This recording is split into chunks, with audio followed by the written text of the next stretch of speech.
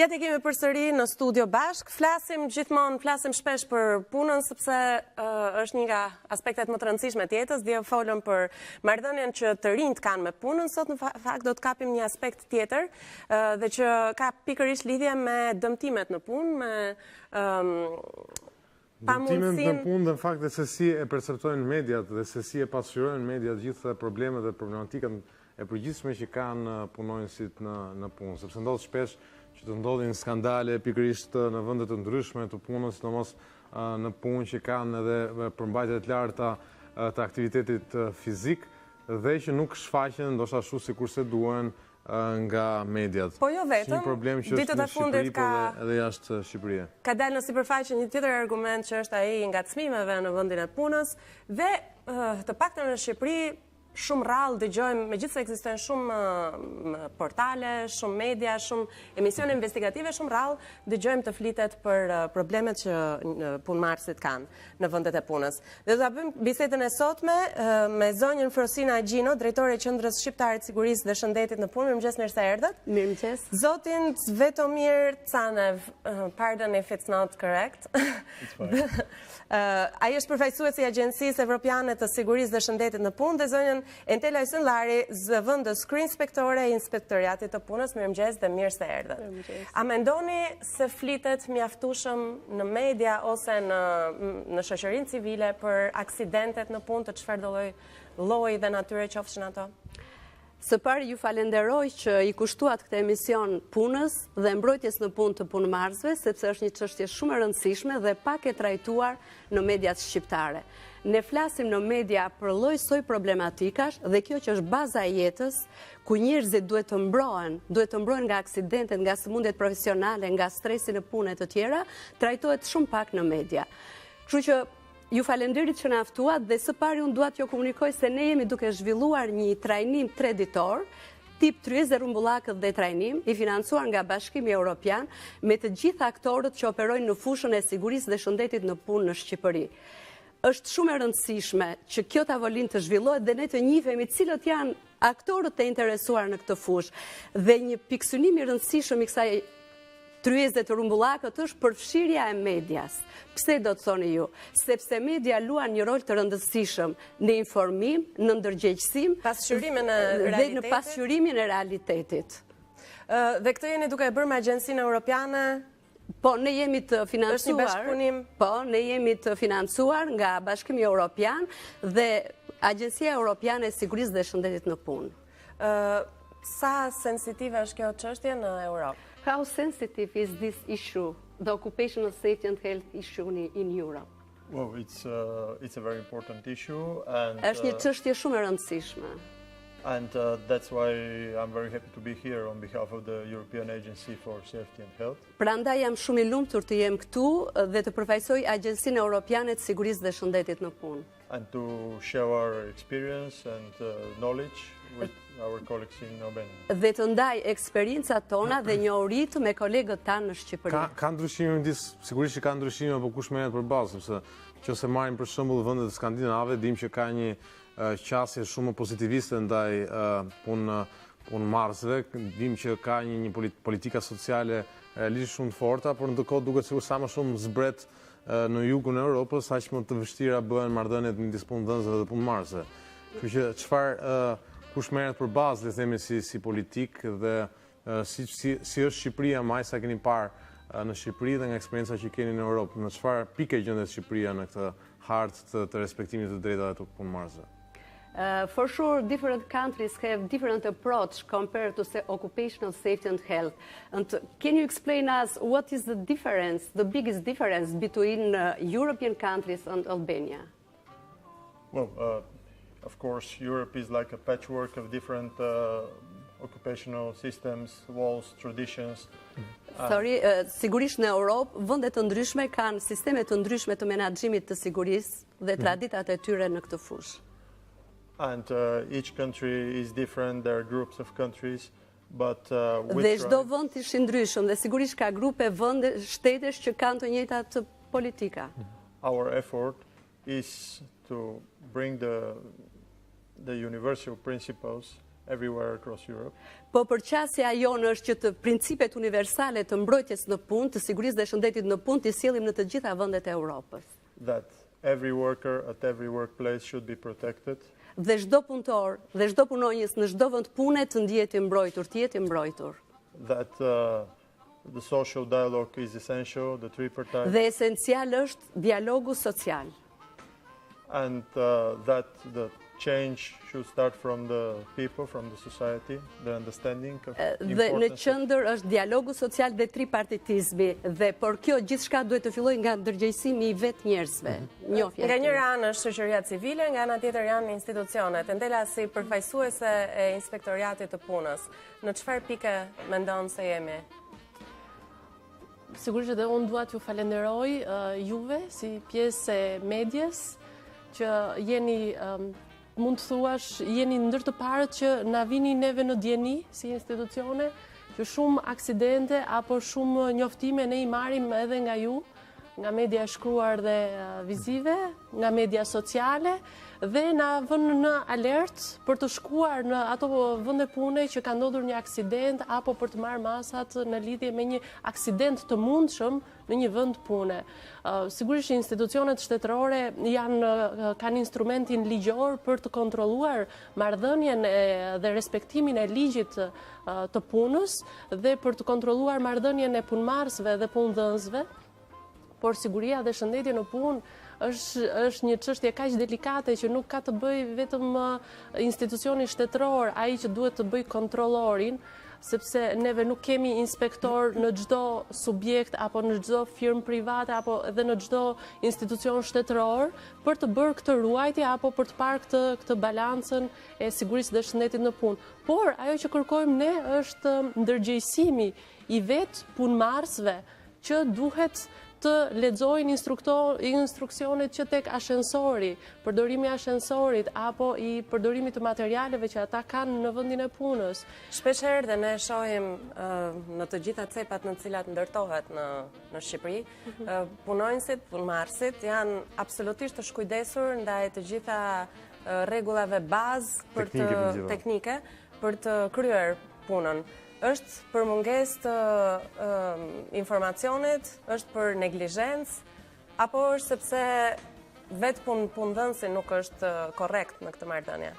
Nuk ka një formulë eksakte apo janë pak nga të gjitha, është në kompleks sepse kur ndodh aksidenti mjafton edhe një detaj fare i vogël mund të jetë shkak për të sjellë një aksident, edhe një detaj fare i vogël që mund të jetë nga një person që ti nuk e pret apo nga një detaj që ti nuk e pret, por ai mekanizëm aq i vogël mund të shkaktojë një aksident fatal që punëmarrësit janë të shkujdesur dhe nuk janë shumë të ndërgjegjësuar për sigurinë dhe shëndetin në punë, që ata duhet të respektojnë çdo rregull, por edhe punëdhënësit nga ana e tyre në buxhetet që ata akordojnë për kompanitë e tyre, nuk janë fort të bindur ose u dridhe dora, le të themi, për të vënë mënjan buxhetin e tyre për sa i përket sigurisë dhe shëndetit në punë, për trajnimin e punëmarrësve të tyre, për tabelat apo të gjithë detyrimet ligjore që ato kanë për të siguruar, për të bërë një kantier të sigur. Mbetemi pak tek ligji, të paktën ligjërisht, është gjithçka në rregull sa i përket ligjit, pra e mbron punëmarrësin ligjërisht. Këtë doja të sqaroja. Se pastaj se si zbatohet në terren është problem tjetër. Ne kemi ligje të mrekullueshme, por ne çalojmë në zbatimin e ligjeve dhe çalojmë për dy arsye. E para sepse zbatimi i ligjit kërkon shumë instrumenta dhe është vështirë, dhe e dyta sepse njerëzit nuk janë të ndërgjegjësuar që shiko, legjislacioni ju mbron dhe ju në punë keni të drejtat tuaja. Është kodi punës, është ligji i sigurisë dhe shëndetit në punë, i pasuar nga 20 akte nënligjore, të cilat e mbrojnë punëmarrësin nga të gjitha aspektet e dëmshme në punë, duke filluar nga kimikatet, nga goditjet, nga stresi në punë, mbrojtje në të gjitha aspektet. Njerëzit nuk e dinë këtë gjë, kështu që zbatimi i ligjit kërkon ndërgjegjësim. Duke pasur mungesë oferte pune, punonjësit marrin përsipër çfarëdo lloj sikletit dhe problemi që mund të ketë në punë, sepse thonë nëse nuk i marr përsipër këto, mund të mos shojë atë rrogën në fund të muajit në familje. Nuk e justifikoj. Duket sikur bëhet një lloj kompromisi, ndoshta edhe i shëmtuar me këtë fakt. këtë gjë nuk e justifikon. Pse? Thash këtë sepse kush e mbron punonjësin në momentin që punonjësi del kundër pronarit dhe thotë unë dua këto.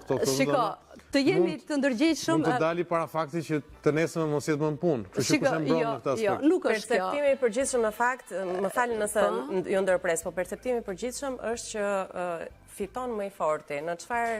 Jo, më leni ta shpjegoj, ju lutem. Njerëzit në punë duhet përdorin mjetet mbrojtëse individuale dhe ato kolektive, të cilat përcaktohen saktësisht në dokumentin e vlerësimit të riskut.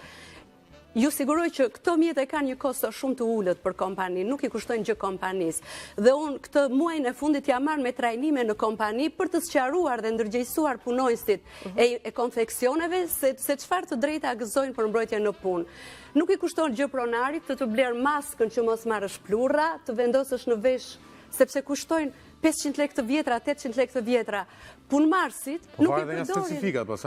Varet nga specifika. Unë po flas për konfeksionet që janë në efektin e plurave, të zhurmave, të makinave. Nuk i përdorin, edhe kam bezdi për këtë, thot nuk komunikoj do të mirë kur i kam vesh të zëna.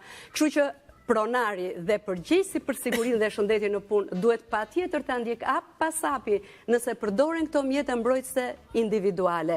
Dhe në rastet kur nuk përdoren të hyjnë në bashkëbisedim me punëmarrësit, t'i shpjegojnë, t'i sqarojnë dhe në fund të fundit edhe t'i gjobisin. Po dhe punëmarrësit vetë duhet ta kuptojnë që shiko, unë mbroj jetën time, mbroj jetën e familjes time. Nuk është punë kosto, nuk është punë se unë vendin e punës, unë them është më shumë neglizhencë dhe mosnjohje legjislacionit. Ka gjoba konkrete nga inspektorati se përket pikërisht këtyre detajeve që nuk respektohen ambientin e punës?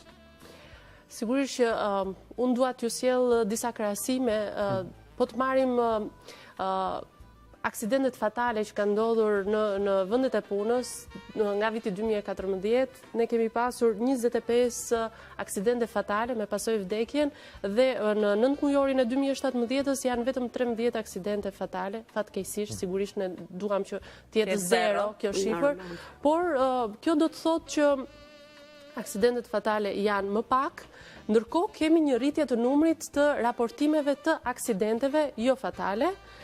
Kemi në 2014 kemi pasur 122 aksidente të raportuara, ndërsa në 9 mujorin e 2017 101 aksidente të raportuara. Kjo do të thotë që njerëzit, punëmarrësit dhe punëdhënësit janë ndërgjegjësuar që është një detyrim për punëdhënësin, por dhe punëmarrësi nga ana e vet e kupton që është më mirë ta raportojë këtë aksident sesa të bëj atë marrëveshje që ju thatë të fshehtë dhe të anashkaloj pjesën e ligjit dhe të bjerë në një kompromis me punëdhënësin e tij që më mirë mos ta raportojë aksidentin se ndërkohë kemi dëgjuar me 10 ose me qindra raste në të cilat ka patur aksidente në punë dhe më pas nuk ka ndodhur asgjë, domethënë teorikisht në një vend evropian perëndimor zhvilluar ku ka një aksident në punë dhe që është për shkak të punës, merret një siguracion që ndoshta është dhe i përjetshëm, derisa në momentin të paktën të kurohet, të dalë nga të rivinë në situatën e mëparshme. Kemi dëgjuar që secili në nesh ka dëgjuar me 10 dhe me 100 raste që kanë patur aksident punë dhe më pas asgjë s'ka ndodhur asnjë, kanë humbur dhe punën dhe më pas ju është dashur të përballojnë gjithë kostot, ndoshta edhe shëndetësore në mënyrë vetjake. Është e vërtetë, por unë nuk dua të përgjigjësoj një rast të ndodhur apo edhe shumë raste të tjera të ndodhura. Sigurisht që Shqipëria nuk është fushë me lule dhe ne nuk jemi aq perfekt, por unë ju siguroj që pothuajse 90% të aksidenteve të raportuara në inspektoriatin e punës janë hetuar të gjitha rastet e aksidentit dhe kanë pasur të drejtë punëmarrësit dhe janë ndjekur hap pas hapi deri në përfitimin e të gjitha atyre atributeve që ligji u jep dhe kanë përfituar këtë gjë. Ajo që ne vëmë re është në hetimin e aksidentit punëmarrësit tërhiqen ose mënyra e raportimit ose faktet shkresore apo juridike që ka nevojë një institucion shtetëror për ta çuar çështjen deri në gjykatë apo për të rakorduar me shkresat, me dokumentat, i neglizhojnë apo tërhiqen vetë punëmarrësit nga ky lloj denoncimi. Pra duhen që të gjithë komponentët të jenë bashkë dhe të denoncojnë këtë rast aksidenti ose atje ku ka mundësi për të ndodhur një aksident. Po a ju qëllon që të sinjalizohet vetëm në rast aksidenti apo edhe paraprakisht, pra kur një punëmarrës sheh që nuk ka mjetet e nevojshme për të kryer detyrën, a ndodh që ai të marrë në telefon dhe të thotë në këtë ndërmarrje kushtet për të zhvilluar punën në mënyrë të sigurt janë të pamjaftueshme. Të jemi sinqert, rastet të tilla nuk ka. Shumica e denoncimeve ose e ankesave që vijnë janë për arsye të mospagesës në kohën e duhur, vonesa të pagesave ose mosdhënie të pagesës për kohën e punës. Por ajo që bëjnë inspektorët e punës është tregojnë të zgjuar në kuptimin shohin në çdo inspektim që ata kryejnë, pavarësisht se përse shkojnë për të inspektuar, por tregojnë vigjilent për të parë dhe për të evidentuar çdo rast që ata e shohin si rast të mundshëm aksidenti. Pra, në një ndërmarrje apo në një institucion që ata... Cilat janë këto ndërmarrje ku më së shumti kryen kontrollet? Kontrollet i kryejmë, inspektimet i kryejmë periodike, në bazë të ankesave, në bazë të fushatave të ndryshme që ne mendojmë që janë ndërmarrjet më me risk për të ndodhur aksidente. Po ku, për shembull, në sektorin rrugor, në Që se mbetemi pak të minierat, kemi një rast eklatant që është ai i Bulqizës, për shembull, që ndodh ka 20 vite që ndodhin në çdo vit ndodhin aksidente dhe duket sikur ekziston vullneti për të zgjidhur diçka, se kam përshtypjen duke ndodhur gjithmonë këto aksidente. Në një vend që se do ishin marrë masat, do ishin evituar. Edhe kur raportohet media, me qënë se kemi rastin e medjave, dhe kur raportohen në media, raportohen si një rast fatkeqësie, ashtu sikurse një aksident në rrugë. Dhe kjo di pse vjen, sepse media duhet për trajtimin e mbrojtjes në punë, duhet të ketë gazetar të trajnuar që të njohim këto problematika dhe jo vetëm të visi bëm ndodhi kjo aksident. Nuk është problemi të gazetarëve. Unë them është problemet e bashkëpunimit, shoqërisë civile, gazetarëve dhe shtetit. Prandaj ju ftojmë dhe jemi në këtë tryezë të rumbullakët, jemi mbledhur që ftojmë. Si zgjidhet për të qenë super qartë? Si zgjidhet kur ka interesa të tjera për te gazetarisë, shoqërisë civile, kur ndoshta pronarët caktuar janë të lidhur dhe me interesa financiare, për shembull në një minier të caktuar. Çfarë ndodh në ato raste? Si mund të bëhet publik një... Kjo ndodh në të gjithë botën, por tash është një orientim i ri, një këndvështrim i ri i medias, të mos funksionojnë vetëm mediat vizive ose të shkruara, po mediat sociale mund të luajnë një rol të jashtëzakonshëm në këtë drejtim. Dhe për këtë jemi mbledhur në këtë tryezë të rumbullakët në këto 3 ditë dhe kemi ftuar mediat, të cilët Bashkimi Evropian do t'i inkurajojë me fonde për të krijuar portale dhe për të nëpërmjet mediave sociale ata të mund të evidentojnë mbrojtje në punë të njerëzve. Dhe kjo jo vetëm në aspektin negativ që kjo kompani bën kështu, le ta kapim në aspektin pozitiv. Unë ju sugjeroj të ftoni edhe mediat e huaja, se ndonjëherë çështje të vogël na e zgjidhin. You have a lot to do. Keni shumë punë për të bërë. I don't know if you got something from this conversation, po nuk e di se sa mund të ketë kuptuar nga kjo bisedë që ne shkëmbyen këtë mëngjes, po jam e bindur që kjo tryezë rumbullake do të ketë argumenta plot për paktën për të folur, pastaj për të zgjidhur, nuk e di. She is not sure how much did you understood from this conversation, but she says that this round table that we are doing in Durrësi will help you and us both together to continue cooperation in the future and to support each other. Absolutely. And I already know the word for labor, punes. Dhe unë e njoh botën e punës.